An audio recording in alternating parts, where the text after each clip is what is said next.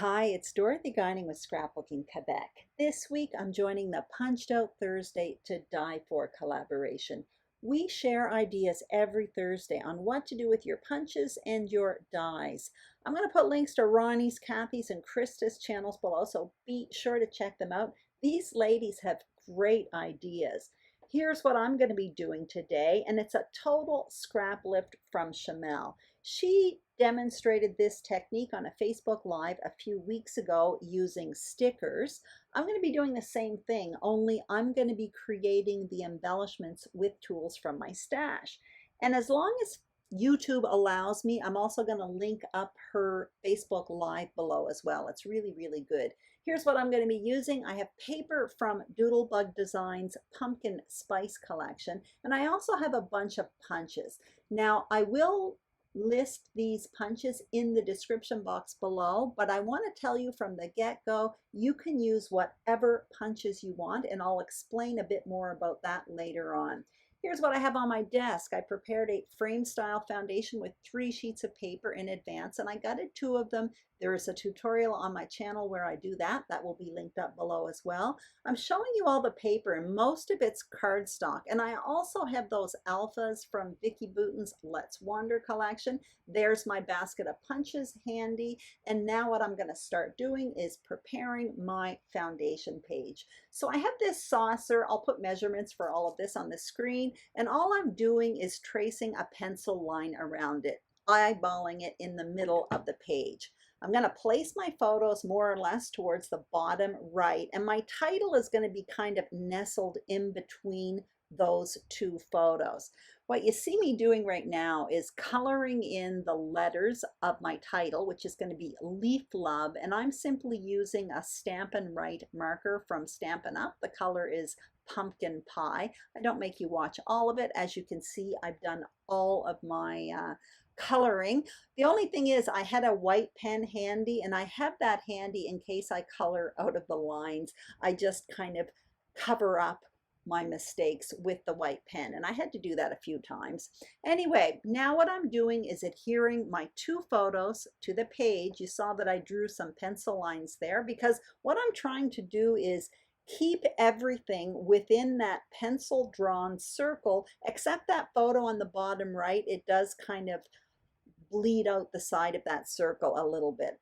Now what I'm doing is adhering my title. Again, I want to keep it within that pencil drawn line. So I have my title down, my photos down, and now I'm just going to slow down the film a bit and explain the punches. So mine is an autumn theme, so I have a whole bunch of leaves. And what's important here, whatever punches you use, is that you have different sizes. So I have 3 different size leaves there that I'll be using. I'm showing you a little acorn punch. Again, another smaller thing. So what's important here is a variety of sizes.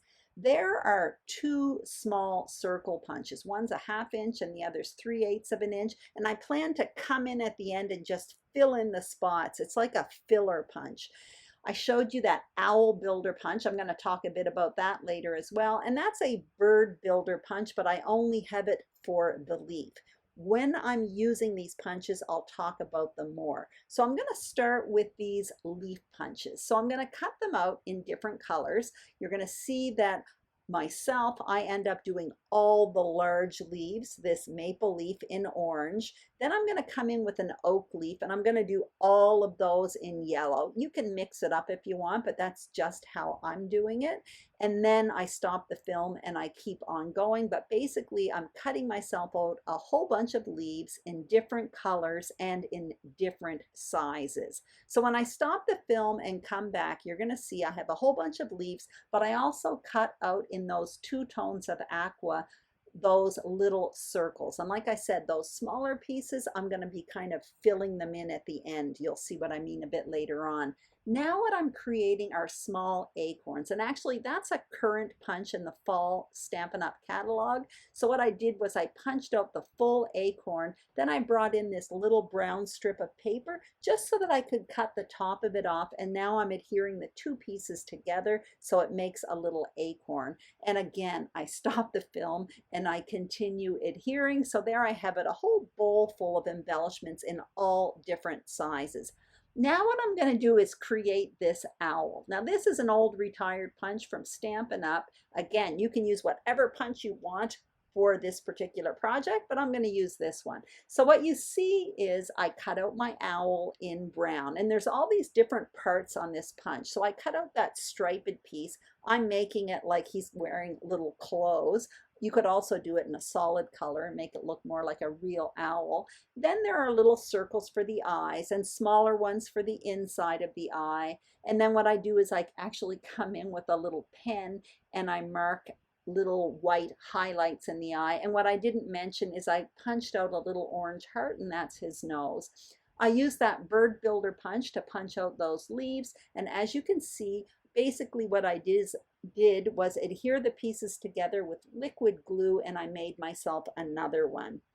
So as you can see, I'm going to start by adhering these owls down. And as far as I'm concerned, this is like my focal point embellishment on the page. I'm going to put one of them flat to the page and the other one is going to be popped up. And then what I'm going to do is start filling in this circle, starting with the larger pieces. I start by adhering these pieces down, and then I come in with the smaller pieces. So I get progressively smaller.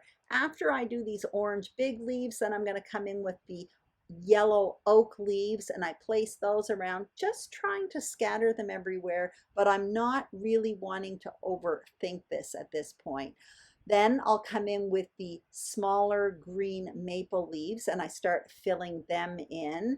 Again, trying not to overthink this. And then I have to start adhering at one point. While I'm playing with this, I just want to talk about that owl builder punch because it is an old retired one from Stampin' Up. However, there are a lot of things you can do with that punch. It's one of those ones that you can Google and find all kinds of different things you can do with it. I'm saying this because number one, you may have the punch, but number two, it may interest you sometimes you can find these type of punches on resale sites. So at the very end of this video, I'm just going to show you a chart that I made a few weeks ago of all kinds of different things you can do with that owl punch, just in case you're interested. So back to my page. As you can see, I'm adhering these little pieces down, and again, trying not to overthink it. There's a fair amount of space in there, but I do want room for my cute little acorns as well as those polka dots a little bit later on. The most difficult thing about doing this, and it really is easy to do, is for me to not touch the little pieces together. Now, I don't know if that's a rule of this technique. I don't recall Chanel saying it. However, she may have, and I may have missed it, but her elements didn't seem to touch. So what I'm wanting here is to make sure none of these little pieces touch, but they are all very close together. So in the end, I ended up having to move around some of the pieces that I already adhered to the page. So as you can see, now I'm coming in with those little blue polka dots and just filling in the tiny spots. So that's why a variety of sizes is really important for this technique. Number one, it adds visual interest, but when it comes down to filling in the smaller little pieces, it does help to have tiny little bits. You could also come in with some enamel dots at this point. So now that I've adhered everything down, what you saw me do a moment ago and I didn't mention, I was erasing as I was going around, and then I continued adhering and erasing because I thought it was repetitive, and then I finished there over by the owls. The only thing I have left to do is my writing. Now, if you have a lot of writing, you could do it all around that circle. I only had a little bit, so I just added it in the bottom right, and that is it. So these are the close-ups. I hope you enjoyed this video. If you did, I'd really appreciate a thumbs up. Also, if you haven't subscribed to Scrapbooking Quebec, I'd be thrilled if you did. Don't forget to check out the other Punched Out Thursday to Die For ladies. Their links are listed below, and hopefully Chanel's link is below as well. As long as YouTube allows me, I will link it up because it was a great Facebook Live and I highly recommend it. So there's the chart I was talking about with this owl builder punch. There are so many fun things you can do with it. You can see from the chart there's a pumpkin, there's a pirate, there's a mummy, there's a witch. I know I'll go on and on, but there's a little pig, there's a cow. Really, really fun stuff. And it's not a punch I dig out very often, but it really is cute. And so I'm so glad I did this time. Anyway, thank you so much for watching. Have a fantastic day, and I'll see you again in 2 weeks for Punched Out Thursday. Bye-bye.